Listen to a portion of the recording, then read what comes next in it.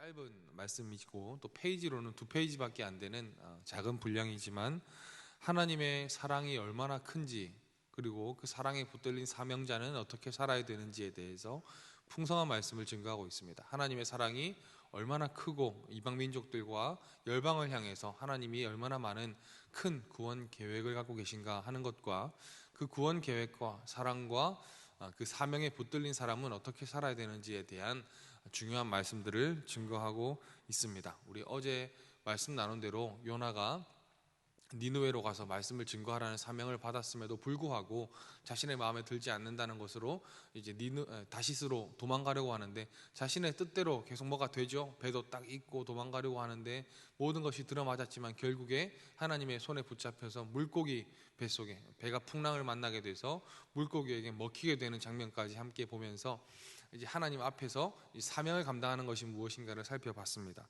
오늘은 그 요나가 물고기 뱃속에서 회개하는 내용입니다.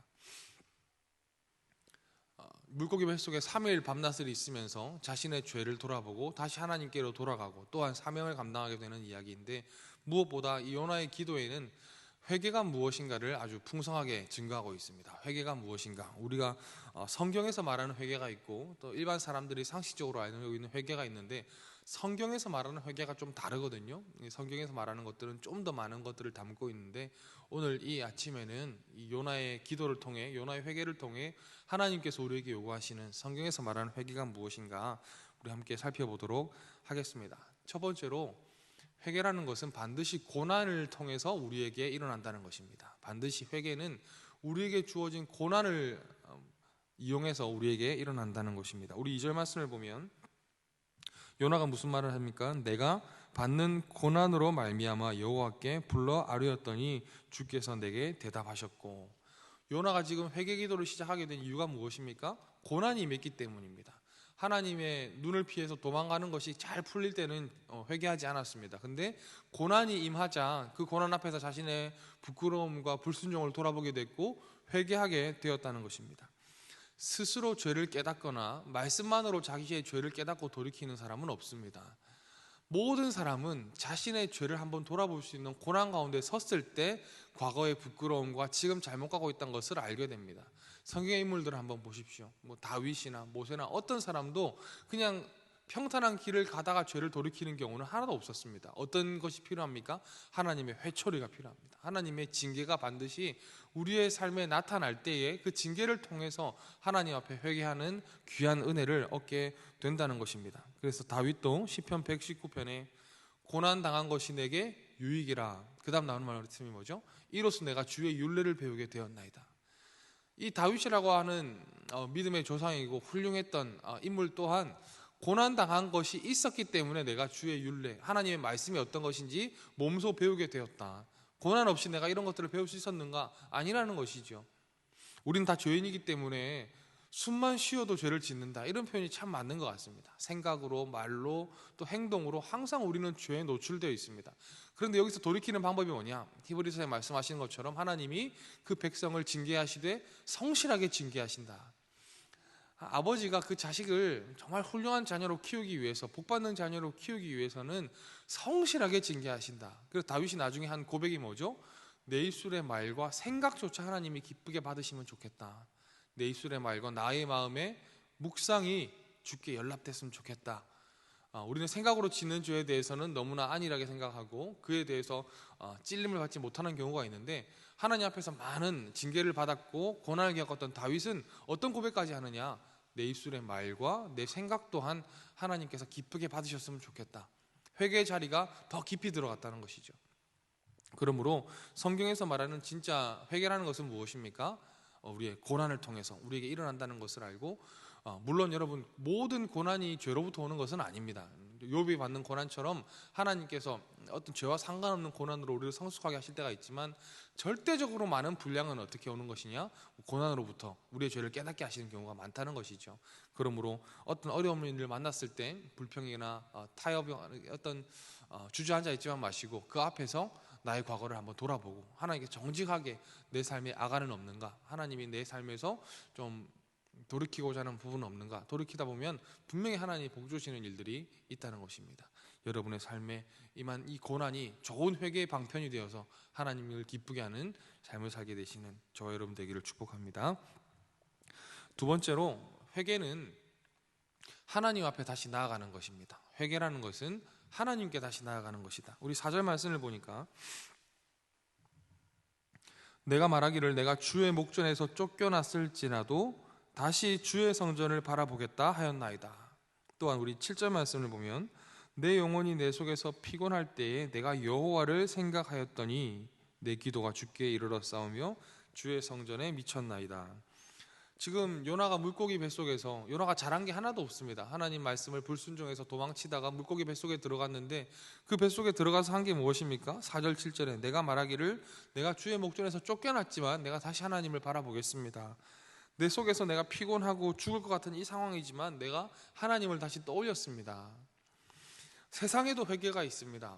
교화 시설에도 회개가 있고 교도소에도 회개가 있고 경찰서, 법원에도 회개가 있습니다. 저는 특별히 이 비행 청소년들을 한 10년 동안 섬긴다는 것보다 담당하면서 법정에서 아이들이 얼마나 이렇게 회개하는 것들을 많이 봤거든요. 그 종교랑 상관없이 세상 법정에도 회개가 있고 경찰서에도 회개가 있고 교정시설에도 회개가 있습니다. 그런데 그들의 회개와 기독교에서 말하는 진리의 회개가 다른 것은 뭐냐면 그들의 회개는 후회밖에 없습니다. 이렇게 하지 않겠다는 결단과 후회밖에 없지만 이건 사실 무의미한 것이거든요. 자신의 힘으로 죄를 끊어낼 수 있는 사람은 없습니다. 다 그런 시설에서 하는 것은 후회와 한탄입니다. 그런데 성경에서 말씀하시는 회개의 핵심은 뭐냐면 하나님께로 돌아가는 것입니다. 하나님을 바라보는 것입니다. 좀 표현을 쉽게 하자면 뻔뻔해지는 것이죠. 방금 죄를 지었지만 또 하나님을 바라보는 것입니다. 하나님 보면서 하나님, 내가 죄 지었습니다. 내가 불순종했습니다. 또 쫓겨났습니다. 같은 죄를 지금 제가 수백 번, 수천 번 또 반복하고 있습니다. 그러나 내가 하나님을 바라보겠습니다. 하나님이 나의 아버지십니다. 하나님이 이 죄를 용서할 수 있는 유일하신 하나님입니다라는 것을 믿고 다시 하나님을 바라보는 것이죠. 이게 성경에서 말하는 회개의 핵심입니다. 세상에서 말하는 회개는 뭡니까? 자숙하고 후회하고 돌이키면서 평생 그 죄 가운데 머물러 있는 것을 회개라고 합니다. 그래서 우리 김병현이라는 우리 조선시대 인물이 있죠. 김삿갓이라고도 알려져 있는데 자신의 할아버지의 죄를 지적하는 시를 썼다는 것을 알게 되면서 이게 너무 부끄러워서 평생 그 어마어마하게 큰 삿갓을 쓰고 방랑하다가 죽게 되죠. 세상의 모든 회개가 그렇다는 것입니다. 자신의 죄를 평생 돌이키고 후회하고 곱씹고 한탄하고 그러다가 끝나버리는 것이 세상에서 말하는 인간적인 회개입니다. 그러나 성경에서 말하는 회개는 뭡니까? 과거의 죄를 등지고 과거에 있어서 충분히 후회하고 한탄하고 아파했으면 그거 돌이켜서 어딜 바라보는 거예요? 하나님을 바라보는 것입니다. 우리 다시 한번 우리 4절 말씀 보시죠. 내가 말하기를 내가 주의 목전에서 쫓겨났을지라도 다시 주의 성전을 바라보겠다. 쫓겨났으면 거기서 그냥 머물러서 평생 자숙하며 살아야 되는 게 인간적인 회개 아닙니까? 죄 지었으면 평생 그 멀리서 반성하고 지내야 되는 거 아닙니까? 근데 요나는 뭐라고 합니까? 내가 다시 하나님 바라보겠습니다. 주의 성전에서 쫓겨났을지라도 다시 하나님을 바라보겠습니다. 7절에 그 상황 가운데 내 영혼이 내 속에서 피곤할 때에 내가 여호와를 생각했더니 마치 뭐와 같습니까? 탕자와 같지요. 살아있는 아버지의 유산을 미리 달라 그래서 자신의 마음대로 허랑방탕하게 썼다가 이제 먹을 게 없으니까 그 돈으로 뭐 큰 돈을 벌어서 돌아가는 것도 아니고 살아있는 아버지의 유산을 달라 그랬다가 그것으로 자기 마음대로 허랑방탕하게 살다가 아버지가 떠오른 거예요. 그럼 일반적인 사람은 못 돌아갑니다. 무슨 염치로 돌아갑니까? 그런데 아버지는 나를 품꾼 중에 하나로 볼 것이다 라고 돌아갔더니 아버지가 어디 서 있어요? 집안이 아니라 동네 밖에까지 나온 거예요. 우리 아들 안 돌아오나. 그 헬라어 시제를 보면 늘 나와 계셨다는 뜻이거든요. 그날만 나왔는데 딱 뭐가 맞아서 아들이 돌아오는 때 나간 것이 아니라 매일 나가서 기다렸다는 겁니다. 우리 아들 안 돌아오나? 우리 아들 안 돌아오나? 아들이 살 수 있던 방법은 뭡니까? 아버지께로 돌아가겠다는 그 결심 하나 때문에 살아난 겁니다. 과거에 죄가 많았지만 부끄러운 일들이 많았지만 내가 아버지께로 돌아가야겠다. 내가 아버지 앞에 서야겠다는 그 결단이 아들을 살린 겁니다. 마찬가지로 우리를 살리는 것이 무엇입니까? 하나님 앞으로 돌아가는 회개입니다. 후회하고 반성 필요하죠. 회개의 과정 중에 필요한 과정이죠. 그러나 그 끝은 뭡니까? 하나님께로 돌아가는 것입니다. 하나님 다시 나를 붙잡아 주십시오. 하나님 나를 다시 아들로 받아 주십시오. 나를 깨끗게 하시고 다시 나에게 복을 주십시오. 요나처럼 뻔뻔하게 하나님 앞에서 돌아가서 은혜를 구하고 복을 구하는 것이 진정한 성경에서 말하는 회개라는 것입니다. 사랑하는 여러분, 마귀는 여러분에게 계속해서 과거의 죄를 들추고 그것으로 여러분에게 족쇄를 매어서 하나님 앞에 나아가지 못하게 합니다. 나아가봤자 소용없을 것이다. 하나님이 어떻게 거룩하신 하나님이 너 같은 것을 받겠느냐. 지금도 말씀에 순종하고 말씀대로 살아가는 자들에게 복 주시기 바쁜데 너처럼 불순종하고 하나님 말씀대로 살지 못하는 자에게 무슨 신경이나 쓰겠냐고 우리를 속입니다. 탕자의 집안의 형은 아버지의 말씀을 잘 순종했던 그 형이 있었습니다. 그런데 밖에 나와 계시죠. 왜? 그 아들을 기다리기 위해서.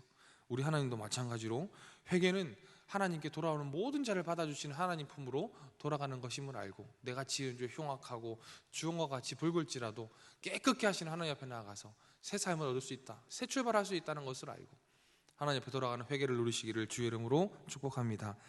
마지막으로 회개라는 것은 다시 부르심의 자리로 나아가는 것입니다. 회개는 다시 사명의 자리로 가는 것이다.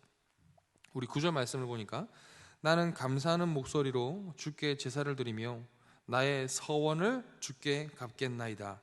구원은 여호와께 속하였나이다.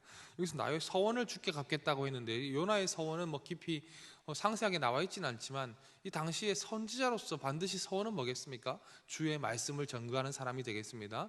주님이 보내시는 곳 어디든지 가겠습니까? 이게 서원이겠죠. 그러므로 이 물고기 뱃속에서 고난을 당하면서 부끄러운 일을 깨닫고 회개하면서 결국에 요나가 마지막으로 도착한 곳은 뭐냐면 하나님 다시 내가 쓰임받는 곳으로 가겠습니다. 나에게 처음 주셨던 그 열정과 부르심의 자리로 돌아가겠습니다. 니느웨를 떠나서 자신의 뜻대로 편리함과 안락함을 찾아 도망치려 했던 자리에서 떠나서 불편하지만 하나님의 뜻이 있는 그 자리로 내가 돌아가겠습니다라고 하면서 다시 부르심의 자리로 돌아가는 것이 회개라는 것입니다. 아까 말씀드린 것처럼 회개라는 것은 후회하고 한탄하고 반성하는 자리에서 일어나 하나님께로 돌아가는 것인데 하나님은 그 돌아온 사람을 다시 회복시키신 후에 반드시 사명의 자리로 보내십니다. 거기서 회복이 일어납니다. 사명의 자리에 섰을 때 하나님 주시는 힘이 있고 은혜가 분명히 경험되거든요.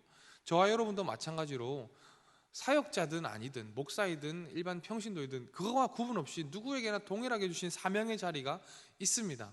거기로 돌아가는 것이 회개입니다. 다시 그 자리에 서는 것이 하나님께 영광을 돌리는 것입니다. 그 이야기를 하고 있다는 것이죠. 그래서 3장 1절 말씀을 보면 오늘 본문은 아니지만 여호와의 말씀이 두 번째로 요나에게 임하니라 이르시되 하나님 또 말씀을 주신다는 거예요. 사명을 피해서 도망가던 선지자가 돌아왔을 때 하나님은 또 말씀을 주신다. 두 번째로 말씀하신다. 2절 말씀을 봐도 너 다시 더 큰 성읍 니느웨로 가라. 다시 니느웨로 가라. 저 같으면 이런 사람 말고 얼마나 선지자가 많습니까? 얼마나 은혜 줘서 사용할 사람이 많습니까? 근데 하나님은 창세기부터 계시록까지 쭉 살펴보면 항상 이렇게 실패하고 무너졌던 사람을 다시 사용하는 것을 좋아하시는 것 같아요. 모세도 그렇고 다윗도 그렇고 베드로도 그렇고 모든 사람들을 보면 분명히 한번 도망치고 실패했던 사람들, 그 사람들이 회개하고 돌아왔을 때 더 큰 은혜를 부어주시고 다시 3장 1절 말씀을 보면 여호와의 말씀이 두 번째로 요나에게 임하니라. 계속해서 은혜를 주시고 기회를 주시고 사명의 자리에 세우시는 하나님을 우리가 알 수 있다는 것입니다. 진정으로 회개하는 사람은 부르심의 자리로 돌아갑니다. 회개 자리에 서서 하나님께 영광을 돌리는 이런 자세로 우리에게 말씀하고 계신다는 거죠. 사랑하는 성도 여러분, 오늘 이 아침에 회개를 말씀하시는데 세상에서 말하는 환탄과 반성과 후회 회개가 아니라 하나님께로 돌아가고 다시 부르심 자리에 서는 그 회개를 통해서 하나님께 영광 돌리고 값진 인생을 사시는 저 여러분 되기를 주의 이름으로 축복합니다.